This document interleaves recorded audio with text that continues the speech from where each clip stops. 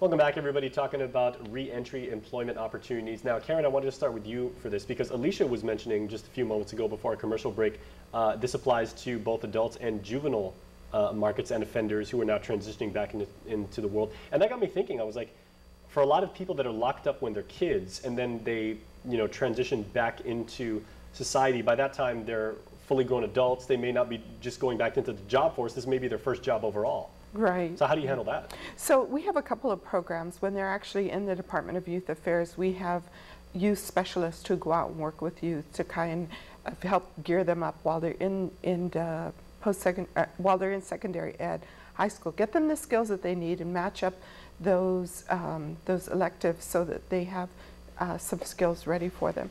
The second component is when hopefully we don't get them transitioning into the adult facility, but when that does happen, certainly making sure that they have the services available to them so that they start skill development while incarcerated, to best prepare them with the opportunity to engage in work activity as well.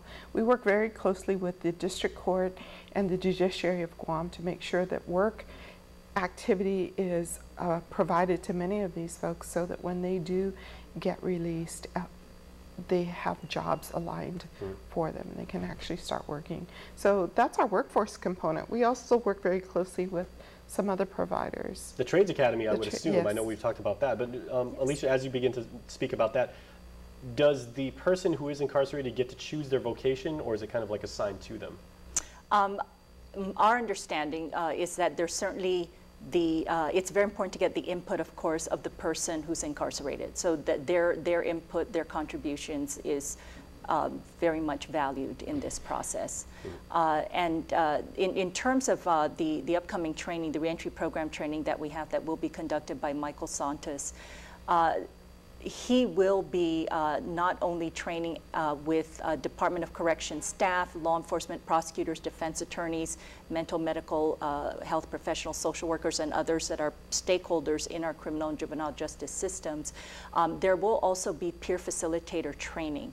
So inmates who are selected by the Department of Corrections will also be trained as trainers moving forward.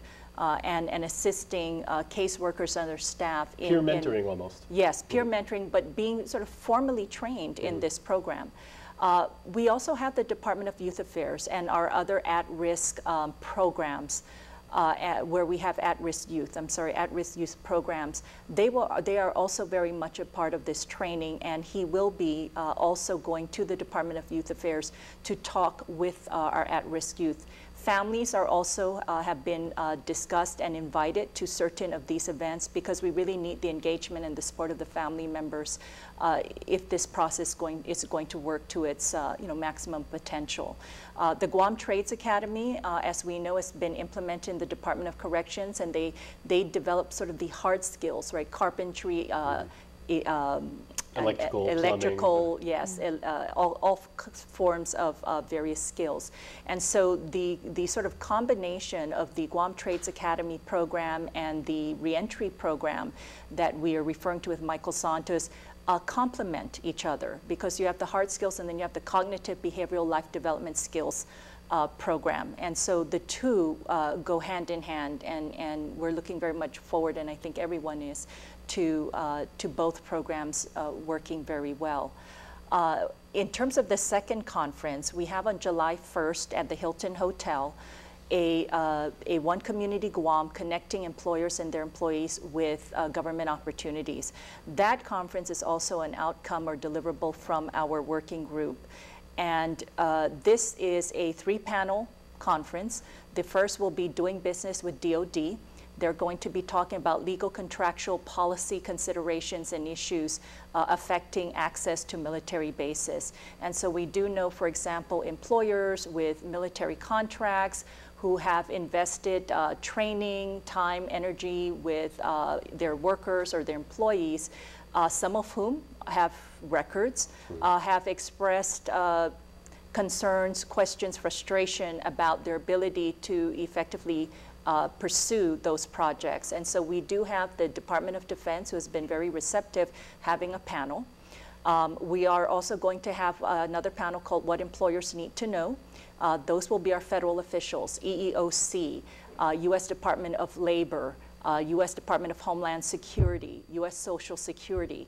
And they are going to be talking about, again, EEO laws and guidance, federal contractor compliance issues, the Immigration Reform Act, so complying with immigration laws, an overview of the immigration process, Social Security programs that are relevant, and again, ban the box legislation, affirmative action, and others.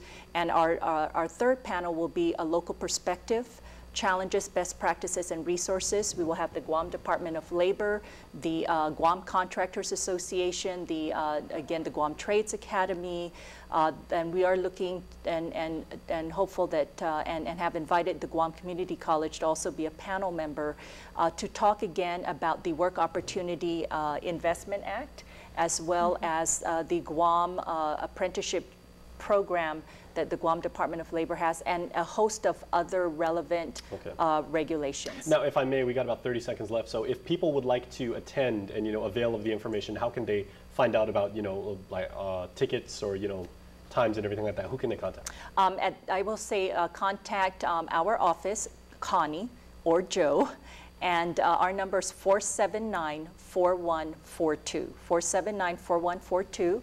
But we have it also posted? It's also posted on Guam Department of Labor website at dol.guam.gov. The registration for both the Michael Santos and the training on July 1st for the One Community Guam Conference is available on our website. You can also go to hireguam.com and register there as well. That's fascinating material, lady. So thank you so much for sharing, and we'll send our camera crew down there because we want to cover this for you. Oh, yes, very, absolutely, very important. definitely. All right, well, thank you so much. Thank you. All right, please stay tuned, everybody. There is